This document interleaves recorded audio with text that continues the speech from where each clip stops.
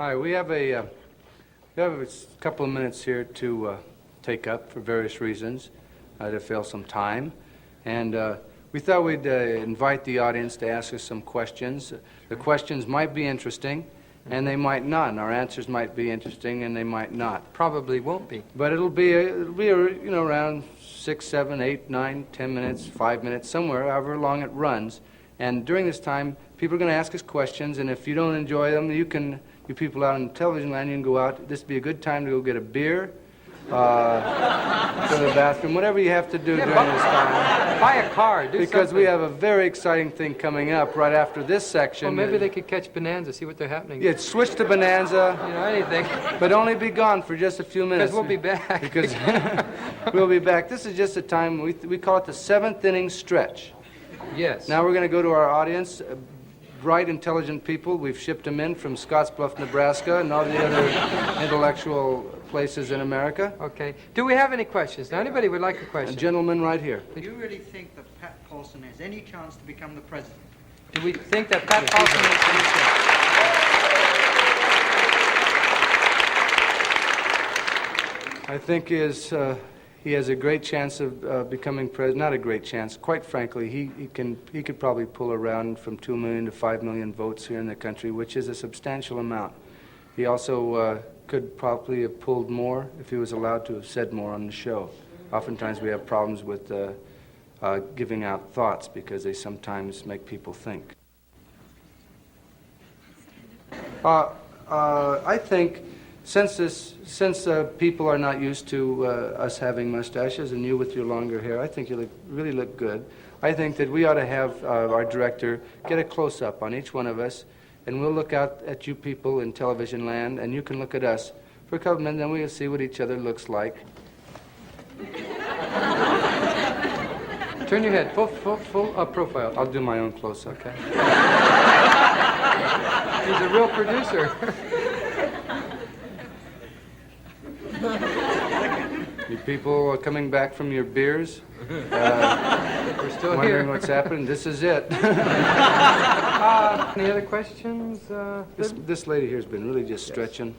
She's just tired, that's all. One of you gentlemen is a wonderful gymnast, if I remember correctly. Which one of you is it? And when are you going to perform it? Okay, Tom, answer that. Say, yes, I am the wonderful gymnast. Oh, you are? No, you. No, my brother is the gymnast. I was a gymnast, but middle age has crept in. I can hardly move anymore. Do you want to do a handstand? Not really. Yeah, come on. Let's do it. Really, that's beautiful. Let's rip the Tom. Zoom back. Wait, you're going to do it on a chair, on a stool? Okay. Okay. Move your boom up. Tommy's going to... Hurry back from the bathroom if you're out there. I'm going to do a handstand.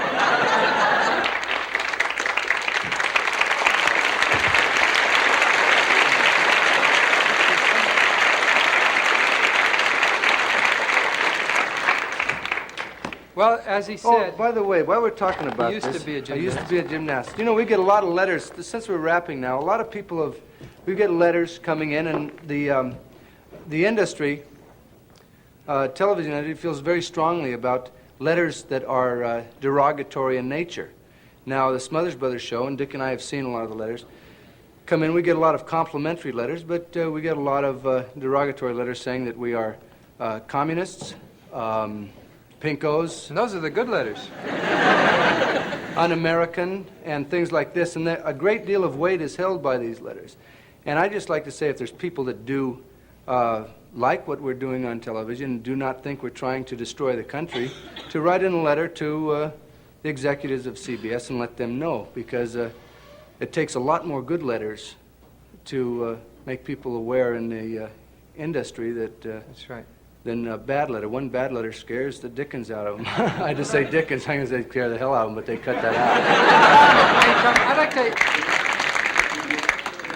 to... So, one more question. We have one for our earth-shattering. It's got to be very important. Who does have the last say-so on your show, the censors or do you? Who has a last say-so on yeah. our show? The question was, who has the last say show after we do a show? Who has the final word on what goes on a television show and what goes off? Well, in the spirit of public interest, Public public information, it seems to be one of the reasons we're sitting here talking now instead of doing a show. It doesn't look like it rests very strongly with us. I don't think it's ever...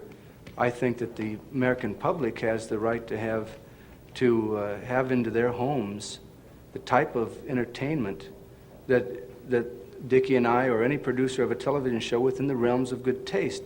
If something is controversial or that might stir up small groups of people or minority groups of people that feel differently, it still should be allowed, because the biggest problem in America right now, I feel, is the fact that television, being the most important of the mass media, is not allowed to express itself as all other mass media, radio, magazines, newspapers, and we all are aware of what's going on in the country and the language that is used in the country today, and the mores, and the morals, and the ethics, and to not be able to discuss it on the biggest and broadest media, television, I think is a disservice to the country. And it seems that this type of policy is going to continue unless people say something and deluge the industry and the networks with protests saying we should be informed. If you don't like what we say, you have the ultimate censorship, and that is to turn us off